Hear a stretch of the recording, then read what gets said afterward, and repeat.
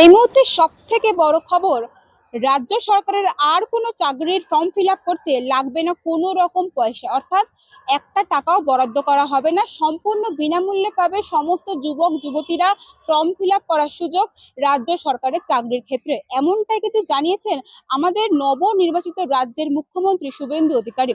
এবার চলুন কথা বলে দেখে নেব আমরা সেই সমস্ত যুবক যুবতী বা যারা ফর্ম ফিল আপ করেন চাকরির জন্য, তাদের সাথে কথা বলে দেখে নেব আমরা। চলুন দেখি তারা কি বলছে, তাদের কি মতামত। চলুন। সরকারি কোনো ফর্ম ফিল আপের জন্য চাকরির কোনো রকম ফিস লাগবে না, কি বলবেন? খুবই ভালো কথা, মানে আমাদের জন্য তো খুবই ভালো কোনো সুখবর রকম সেটা। চার্জ বরাদ্দ করা হবে না বলে দিয়েছে, একেবারে বিনামূল্যে সরকারি ফর্ম ফিল আপ করতে পারে চাকরির জন্য। কি হ্যাঁ, বলবেন?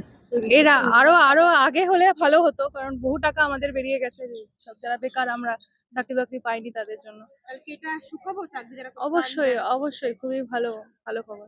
আপনি কি বলবেন? আমার মনে হয় সামান্য কিছু রাখা দরকার, কারণ কারণ এক্ষেত্রে অনেক অযোগ্য ব্যক্তিও ঢুকে যাবে, মানে একটা সিট একটা অ্যালোকেট করার ব্যাপার থাকে। সামান্য কিছু হলেও করা উচিত ছিল, মানে একদম ফ্রি, মানে তবে এই যে ডিসক্রিমিনেশন থাকে, কাউকে 800 টাকা দিতে হয়, আবার কাউকে 125 টাকা দিতে হয়, এই জিনিসটা মিটিয়ে সবাই মানে সামান্য বেকার বেকার মানে সবাই বেকার, সেখানে যেন জাতপাত না থাকে, কোনো ডিসক্রিমিনেশন, সবারটাই যেন মেনটেন হয়। কারণ আমরা যখন ব্যাংকের ফর্ম ফিল আপ করি হচ্ছে আমাদের 800 টাকা দিতে হয় জেনারেল কাস্টদের, আর মানে ওদের মনে হয় সম্ভবত 125 টাকা। তো এই ডিফারেন্সটা, মানে বেকার মানে তো সবাই বেকার, তো সেক্ষেত্রে মানে অন্য ইয়ে করা যেতে পারে। হ্যাঁ, এটা যারা বেকার যুবক যুবতী আছে তাদের জন্য খুবই ভালো জিনিস।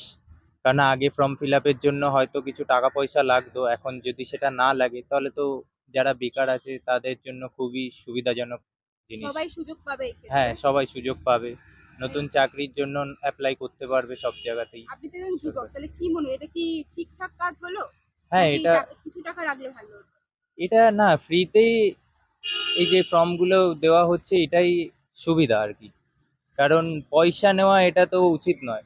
পয়সা হয়তো হ্যাঁ একটা কম চার্জ যদিও বা করে তো করতে পারে, যেহেতু একটা ফর্মটা যেহেতু তৈরি করছে সেটার একটা খরচের জন্য হয়তো একদম মিনিমাম চার্জ যেটা হয়, হ্যাঁ 5 টাকা 10 টাকা মিনিমাম হয়তো চার্জ এরম রাখতে পারে, কিন্তু আগের মানে যেরকমটা হয় আর কি, কোনো ফর্ম ফিল আপ করতে গেলে 500 টাকা 1000 টাকা 1200 টাকা দিয়ে যে ধরনের ফর্মগুলো ফিল আপ করায় সেইগুলো যদি না হয়। আমরা খুশি তো। হ্যাঁ হ্যাঁ, সে তো অবশ্যই, নিশ্চয়ই। হ্যাঁ, সেটা ভালো জিনিস, বাট তার সাথে সাথে জয়েনিংটা যেন প্রপার হয়, সেটা আসল ব্যাপার।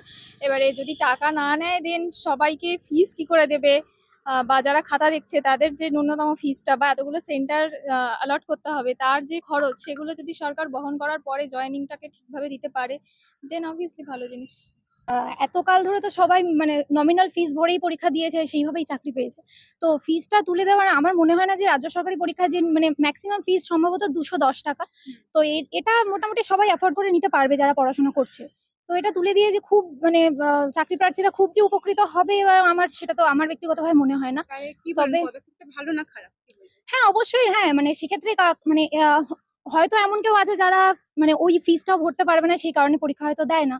তো সেক্ষেত্রে ক্যান্ডিডেটের সংখ্যা আরো বাড়বে, সেটা অবশ্যই তারা একটু উৎসাহিত হবে। কিন্তু আমার মনে হয় যেদিকে বেশি নজর রাখা উচিত সেটা হচ্ছে যে একটা পরীক্ষার রিক্রুটমেন্ট কমপ্লিট করতে ৫ বছর, ৭ বছর, ইভেন ১০ বছর অব্দি লেগে যায়। তো সেখানে অবশ্যই সেই দিকটাতে মানে অনেক বেশি করে নজর দেওয়া উচিত আরকি। রাজ্য সরকারের নব এই পরিকল্পনায় কিন্তু যুবক থেকে শুরু করে যুবতীরা প্রত্যেকেই কিন্তু বেশ খুশি। তবে কিছু তারা বলছেন কিছু বিকল্প রাস্তা হলে ভালো হতো, বা কিছু টাকা বরাদ্দ করলেও ভালো হতো, কেউ কেউ বলছেন, প্রত্যেকে নয়। তবে দেখার পালা এবার সত্যি সত্যি এরকম পুরো সমস্ত সরকারি চাকরি একেবারে বিনামূল্যে ফর্ম ফিল আপ করতে পারছে কিনা, প্রত্যেক এটা এবার দেখার পালা। সেই সমস্ত কিছুর আপডেট পেতে একেবারে চোখ রাখুন আমাদের চ্যানেল বাংলার কণ্ঠে। ক্যামেরায় সন্ধুর সঙ্গে সিঞ্চিতা, বাংলার কণ্ঠ, কলকাতা।